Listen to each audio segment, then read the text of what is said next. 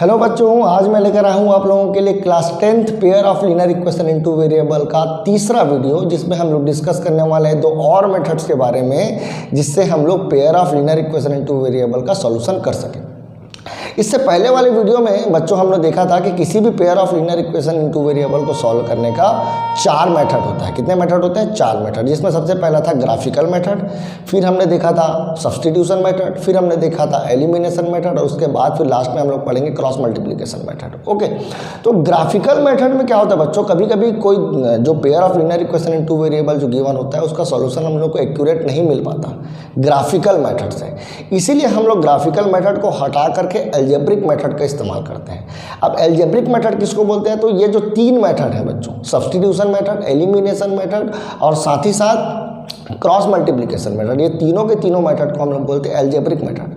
अगर क्वेश्चन में आप लोगों को ये बोला जाए कि solve the pair of linear equation in two variable, तो उस कंडीशन में आप लोग कोई भी एक अलजेब्रिक मेथड का इस्तेमाल कर सकते हैं।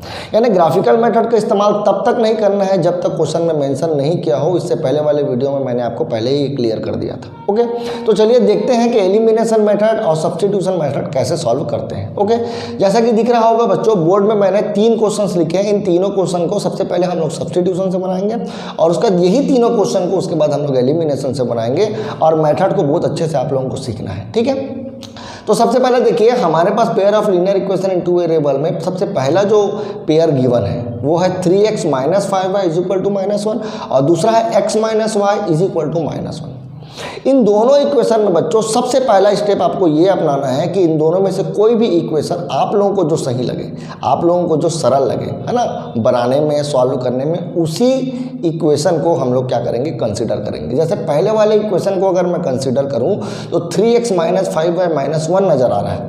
इसमें से मैं चाहूँ, पहले इक्वेशन को अगर मैं चॉइस करता हूँ तो मैं हो सकता है कि मैं x का वैल्यू निकाल लूँ in the term of y। कैसे निकालेंगे? देखो, x का वैल्यू अगर पहले वाले इक्वेशन को अगर मैं चॉइस किया तो 3x - 5y = -1 में मैं चाहूँ तो x का वैल्यू फाइंड कर सकता हूँ। कैसे फाइंड कर सकता हूँ? देखो, 3x =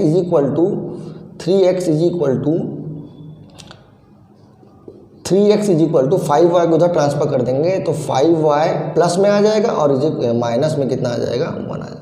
तो यहाँ पर से देखिए 3x का वैल्यू निकल गया बच्चों, और x का वैल्यू देखिए 5y - 1/3 हो जाएगा। और ये वैल्यू को मैं चाहूँ तो सेकेंड वाले इक्वेशन में पुट कर सकता हूँ, लेकिन मैं ये नहीं करूँगा। इसलिए नहीं करूँगा क्योंकि ये वैल्यू को पुट करने में और उसके सॉल्व करने में थोड़ा सा दिक्कत होगा। इसीलिए मैं पहले इक्वेशन को ना छाट करके दूसरा इक्वेशन को छाटता हूँ। देखिए, दूसरा इक्वेशन को छाटने का क्या फ़ायदा है? अगर मैंने दूसरा वाला इक्वेशन छाटा तो x - y = -1 है, और x का वैल्यू अगर मैं निकालूँ तो ये y इधर ट्रांसफ़र होकर के y - 1 हो जाएगा, और ये वैल्यू को मेरे को इस इक्वेशन में पुट करने में, उससे पहले उसके ऊपर वाले इक्वेशन में पुट करने में क्या पड़ेगा, ईजी पड़ेगा। तो याद रखेंगे, आप चाहे तो पहले इक्वेशन का भी इस्तेमाल कर सकते हैं, चाहे तो दूसरे इक्वेशन का भी इस्तेमाल कर सकते हैं। आपको वही इक्वेशन इस्तेमाल करना है जिसका वैल्यू निकालने में कोई प्रॉब्लम ना हो और वैल्यू पुट करने में कोई प्रॉब्लम ना हो। आपको इजी पड़ना चाहिए। ठीक है, तो मैंने क्या किया, सेकेंड इक्वेशन का इस्तेमाल किया। किसका इस्तेमाल किया? सेकेंड। चाहे तो आप पहले का भी इस्तेमाल कर सकते हैं, तो कोई प्रॉब्लम का बात नहीं है। अभी इन दोनों क्वेश्चन में हो सकता है मैं पहले का इस्तेमाल करूं, या हो सकता है दूसरे का इस्तेमाल करूं। ये क्वेश्चन पर डिपेंड करेगा कि आप पहले का इस्तेमाल करेंगे या दूसरे का इस्तेमाल करेंगे। ओके, तो x का वैल्यू मेरे को मिल गया है। x का वैल्यू क्या मिला है? तो y - 1 मिला है। तो इस x का वैल्यू को इक्वेशन नंबर 1 में पुट कर देता हूँ। अब इक्वेशन नंबर 1 में ही क्यों पुट किया? तो देखिए बच्चों, मैंने जो अभी वैल्यू निकाला था वो 2 से निकाला था। अगर मैं 2 से निकालूंगा तो किस में पुट करना है? 1 में। अगर मैं 1 से निकालूंगा तो किस में पुट करना है? 2 में पुट करना है।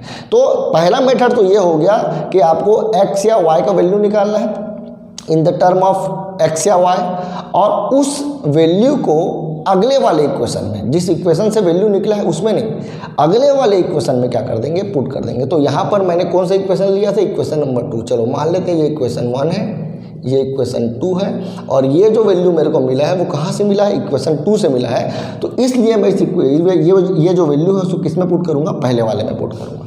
तो ये हो जाएगा 3, और जहाँ पर मेरे को x नज़र आ रहा है, ये देखिए, इसके जगह पर मैंने क्या पुट कर दिया? y - 1 पुट कर दिया। दूसरे वाले से मैंने वैल्यू निकाला और किस में पुट कर दिया, पहले वाले में। और x के जगह पर देखिए, x का वैल्यू मैंने निकाला था y-1, तो x के जगह पर मैंने क्या पुट कर दिया, y-1। बाकी पूरे इक्वेशन को एज इट इज़ क्या कर देंगे, लिख देंगे। देखिए इससे फ़ायदा क्या हुआ, इससे फ़ायदा ये हुआ कि अब इस इक्वेशन में जो पहला इक्वेशन था जिसमें मैंने वैल्यू पुट किया, उस इक्वेशन में अब मेरे को सिर्फ एक ही वेरिएबल दिख रहा है, वो दिख रहा है y। अब मेरे को इस इक्वेशन से y का वैल्यू निकालने में क्या होगा, आसानी पड़ेगा। ठीक है, तो मैंने क्या किया, 3 मल्टीप्लाई कर दिया पहले यहाँ पर 3y, फिर यहाँ पर 3 मल्टीप्लाई किया तो -3 -5y इज इक्वल टू -1। अब यहाँ पर देखिए 3y -5y is equal to -2y is equal to -1, उसको उठा के इधर ट्रांसफर कर देंगे तो +3 हो जाएगा। So -2y is equal to 2। So y का वैल्यू बच्चों क्या निकला, 2/-2 which is equal to -1। So y का वैल्यू देखो बच्चों हम लोग को मिल गया -1। अब इस y का वैल्यू को क्या कर देंगे, यहाँ पर पुट कर देते हैं, जहाँ से तुम लोग को x का वैल्यू निकल जाएगा। तो x इज इक्वल टू क्या था बच्चों, तो x का वैल्यू था y-1 और y का वैल्यू क्या है बच्चों, तो -1 इज इक्वल टू -2। तो देखिए यहाँ पर मैंने सब्स्टिट्यूशन मेथड का इस्तेमाल करके x और y दोनों का वैल्यू क्या कर लिया है, फाइंड कर लिया है। तो x का वैल्यू क्या आया है, -2 आया है और y का वैल्यू कितना आया है, -1 आया है। ओके, तो ये सब्स्टिट्यूशन मेथड है। हमने क्या किया, सब्स्टिट्यूट किया, किसी एक इक्वेशन से वैल्यू निकाला in the term of other variable और उसके बाद क्या किया, उसको इक्वेशन में पुट करके हमने x और y का वैल्यू क्या कर लिया, फाइंड कर लिया। ओके, सेम टू सेम दूसरे क्वेश्चन को देखते हैं इसी तरीके से बना करके। ओके, इसमें भी हमारे पास 2 इक्वेशन है, एक इक्वेशन 1 है मान लेते हैं, ये वाला इक्वेशन 2 है मान लेते हैं। अब किसका इस्तेमाल करें, पहले वाला कि दूसरे वाला का। तो देखिए अगर मैं पहले वाले का इस्तेमाल करता हूँ तो x का वैल्यू मेरे को क्या नजर आएगा, -1 -2y। और ये इजी है बच्चों, ये वैल्यू को पुट करने में कोई प्रॉब्लम नहीं होगा। लेकिन अगर मान लीजिए मैं दूसरा इक्वेशन चॉइस करता तो दूसरे इक्वेशन में मेरे को जो वैल्यू निकलता है x का या y का, वो थोड़ा सा डिफिकल्ट। जैसे एग्जांपल पे देखो 2x is equal to 12 + 3y और x is equal to 12 + 3y upon में 2 आया। देखो बच्चों ये थोड़ा सा डिफ़िकल्ट होगा पुट करने में, इसीलिए हम लोग इसका इस्तेमाल नहीं करेंगे। मैंने पहला ही इस्तेमाल किया है, पहला इक्वेशन। अब इसको मैं कहाँ पुट करूँ, ये वैल्यू निकला कहाँ से है, पहले से निकला है, तो किस में पुट करेंगे, दूसरे वाले में क्या करेंगे हम लोग, पुट करेंगे। तो x का वैल्यू मैंने क्या किया, दूसरे वाले में पुट कर दिया, 2 -1 -2y -3y is equal to 12। ये वैल्यू को यहाँ पर मल्टीप्लाई करेंगे, -2 -4y -3y is equal to 12। अब ये -4y -3y मिलकर हो जाएगा -7y is equal to 12 + 2। So -7y is equal to 14। So y is equal to निकल करके आ गया बच्चों 14/-7 विच इज इक्वल टू -2। तो यहाँ से y का वैल्यू क्लियर हो गया बच्चों, y का वैल्यू किसके बराबर है, -2 के बराबर है। और इसी y का वैल्यू को यहाँ पर पुट कर देते हैं तो x का वैल्यू फाइंड हो जाएगा। तो x is equal to -1 -2 into -2, ये -1 माइनस मिल करके +4 हो जाएगा और फाइनली ये हो जाएगा कितना, 3। तो x का वैल्यू क्या आया बच्चों, 3 आया और y का वैल्यू वहीं पर क्या आया बच्चों, -2 आया। ओके, सो सब्स्टिट्यूशन मेथड में क्या करना है, कोई भी एक इक्वेशन का इस्तेमाल करना है, एक वेरिएबल का वैल्यू निकालना है in the term of second variable और उसको अगले वाले इक्वेशन में क्या कर देना है, पुट कर देना है। वहीं पर हम लोग तीसरा इक्वेशन को अगर देखें बच्चों,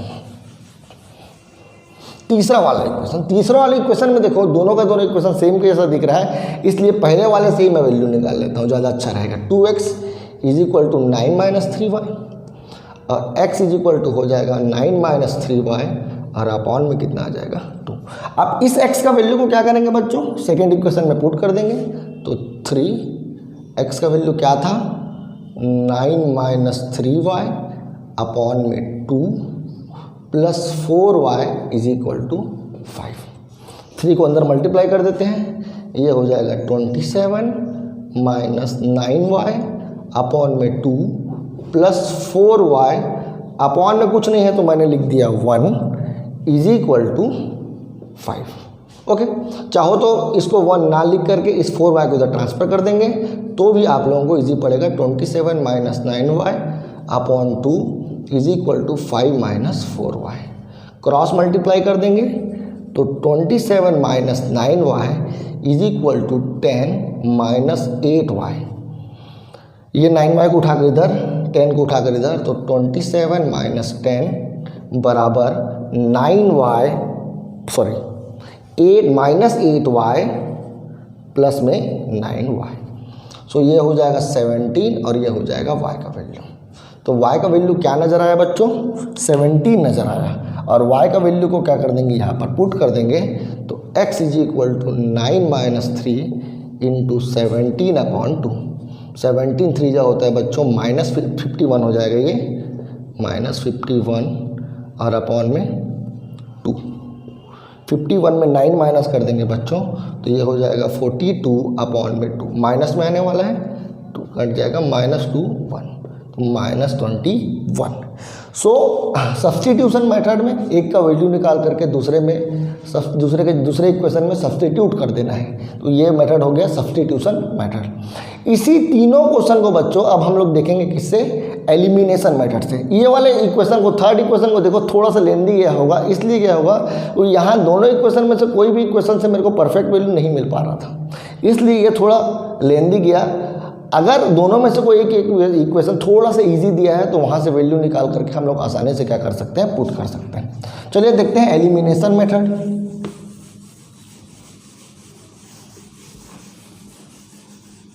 एलिमिनेशन का मतलब है बच्चों एलिमिनेट करना, मतलब दो में से किसी एक वेरिएबल को क्या कर देंगे, हम लोग एलिमिनेट कर देंगे।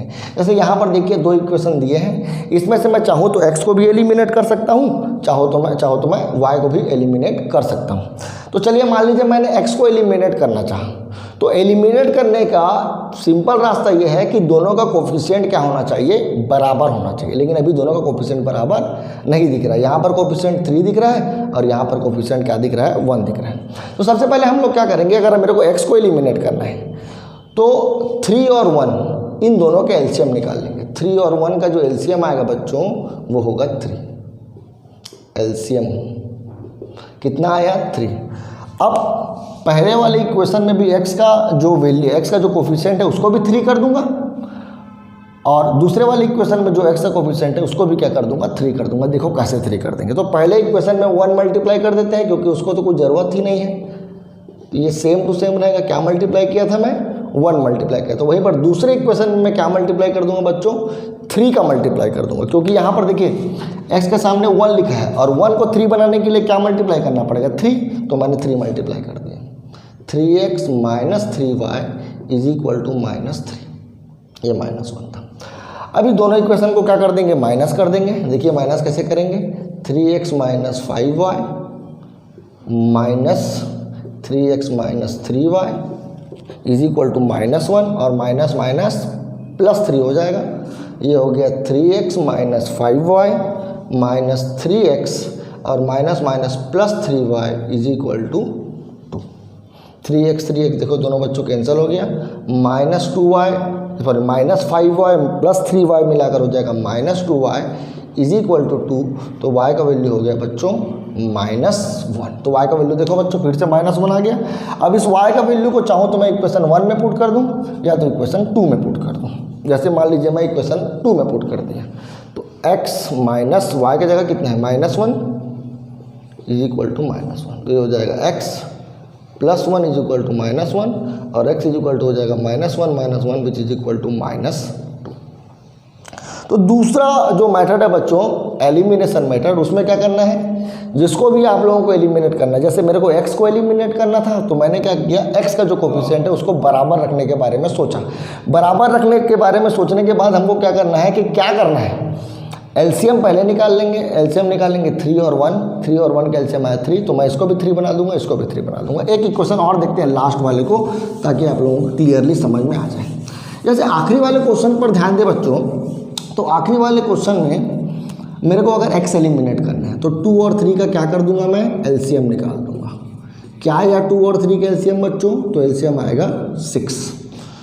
तो x का कोफिशिएंट यहाँ भी 6 बनाओ और यहाँ भी क्या कर दो, 6 बनाओ। तो क्या करूँगा, इसमें क्या मल्टीप्लाई करेंगे, तो 3 मल्टीप्लाई करें तभी तो ये 6 बनेगा। तो 3 मल्टीप्लाई कर दिए, 2x प्लस 3y दोनों तरफ मल्टीप्लाई करना है बच्चों, एक तरफ मल्टीप्लाई नहीं करना है ना, दोनों तरफ 3 मल्टीप्लाई कर दिया तो फाइनली बन गया ये 6x plus 9y is equal to 27।